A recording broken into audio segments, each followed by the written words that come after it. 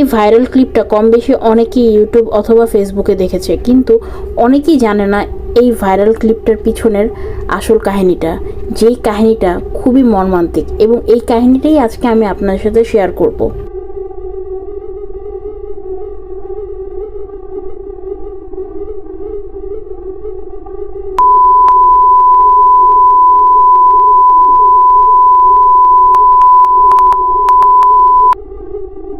ক্লিপটির এই মহিলাটার নাম হচ্ছে মেরিয়েন বাচমেয়ার। থাকতেন পশ্চিম জার্মানিতে তার ছোট মেয়েকে নিয়ে। মূলত তার 3 সন্তান ছিল, কিন্তু অনেক বেশি অভাব এবং পারিপার্শ্বিক বিভিন্ন সমস্যার কারণে তার প্রথম 2 সন্তানকে তার দত্তক দিয়ে দেওয়া লাগে। ছোট মেয়ে অ্যানা বাচমেয়ার 7 বছর বয়সী, খুবই বুদ্ধিমান, হাস্যোজ্জ্বল একটা মেয়ে ছিল। স্বাভাবিক বাচ্চাদের মতোই সে পড়ালেখা করতে এবং সারাদিন খেলাধুলায় মেতে থাকতো। জার্মানের বেশ কিছু গণমাধ্যম থেকে জানা যায় 1980 সালের যে কোনো একদিন ছোট অ্যানার সাথে তার মায়ের কোনো কারণে মনোমালিন্য হয়, এবং এই মনোমালিন্যর জের ধরে অ্যানা তার বাসা থেকে বের হয়ে যায়, এবং এই বের হয়ে যাওয়াটাই তার লাইফের কাল হয়ে যায়। তাদের একজন প্রতিবেশী, যার নাম ক্লাউস গ্র্যাবস্কি, 35 বছর বয়সী, পেশায় একজন কসাই। ক্লাউস বেশ কিছু চাইল্ড মোলেস্টিং কেসে যুক্ত ছিলেন, এবং তার অনেক দিন ধরে নজর ছিল তার প্রতিবেশীর মেয়ে অ্যানার উপরে, এবং সে সুযোগ খুঁজছিল সে কবে অ্যানাকে একা পাবে এবং অ্যানাকে মোলেস্ট করবে, এবং সেদিনই তার সুযোগ পেয়ে যায়, এবং সে তার সুযোগকে কাজে লাগিয়ে এই ছোট মেয়েটাকে তার বাসায় নিয়ে অ্যাসল্ট করে এবং খুবই মর্মান্তিকভাবে মেয়েটাকে শ্বাসরোধ করে মেরে তাদেরই পাশের একটা খালে ভাসিয়ে দেয়। সেই দিন রাতে অ্যানা বাসায় না ফেরাতে তার মা অনেক বেশি উদ্গ্রীব হয়ে যায়, এবং সে পুলিশের কাছে গিয়ে একটা এফআইআর ফাইল করে।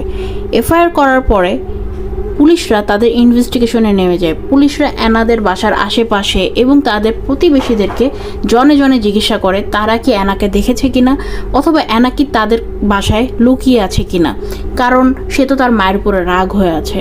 তখন পুলিশদের চোখে পড়ে ক্লাউস গ্র্যাবস্কিকে, এবং ক্লাউসকে দেখে তাদের মনে সন্দেহ হয় হতে পারে অ্যানা লুকিয়ে থাকা অথবা অ্যানাকে পাওয়া যাচ্ছে না, এটার পিছনে ক্লাউসের হাত থাকতে পারে, এবং সাথে সাথে পুলিশরা ক্লাউস গ্র্যাবস্কিকে আটক করে।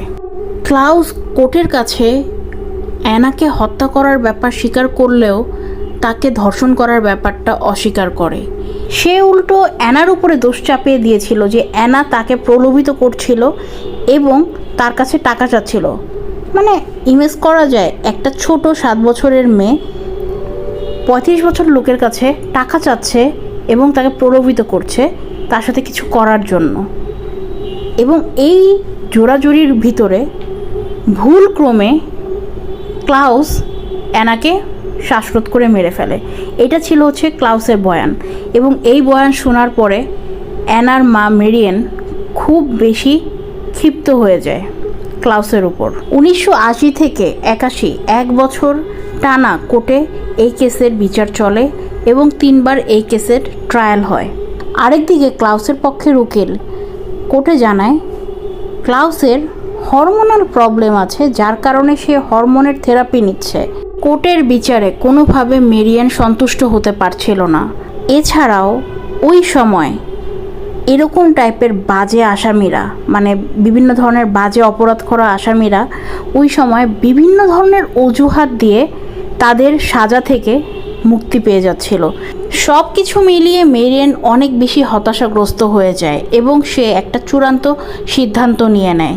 সে যেদিন তার মেয়ের 3য় ট্রায়াল চলছিল লুবেক জেলার একটা কোর্টরুমে, সেখানে সে হঠাৎ করে ঢুকে তার পকেট থেকে একটি রিভলভার বের করে 8 বার গ্র্যাবস্কিকে শ্যুট করে।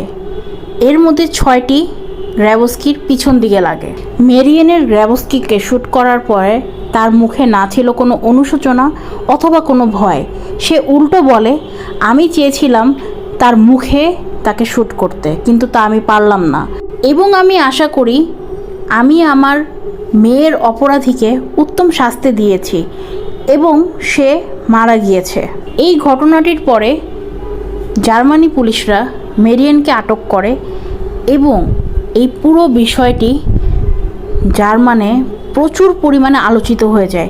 কারো কারো কাছে সে একজন আইডল মা হিসেবেও পরিচিত হয় এবং তাকে একটা খেতাব দেওয়া হয় রিভেঞ্জ মাদার হিসেবে।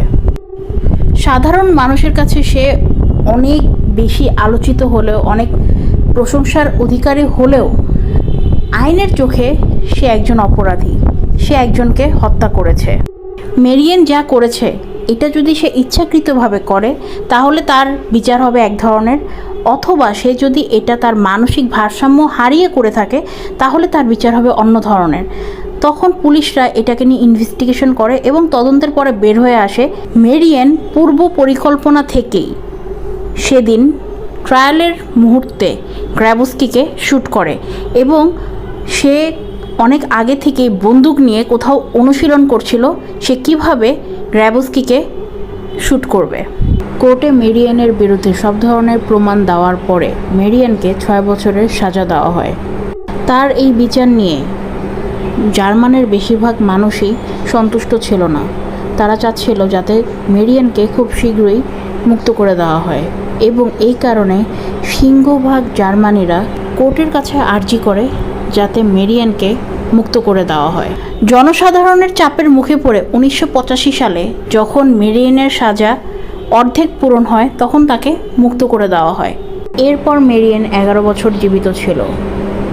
তারপরে 1995 সালে ক্যান্সারে আক্রান্ত হয়ে মেরিয়েন মারা যান এবং তাকে তার মেয়ের সমাধির পাশে সমাধিত করা হয়। মেরিয়েন এবং তার মেয়ের এই আলোচিত ঘটনাটাকে নিয়ে বিভিন্ন সময় মুভি অথবা সিরিজ নির্মিত হয়। সো এই হচ্ছে ভাইরাল সেই ক্লিপের পিছনের মর্মান্তিক ঘটনা। হোপফুলি আপনাদের শুনে ভালো লাগবে। Stay safe from freaky entities. Allah হাফেজ।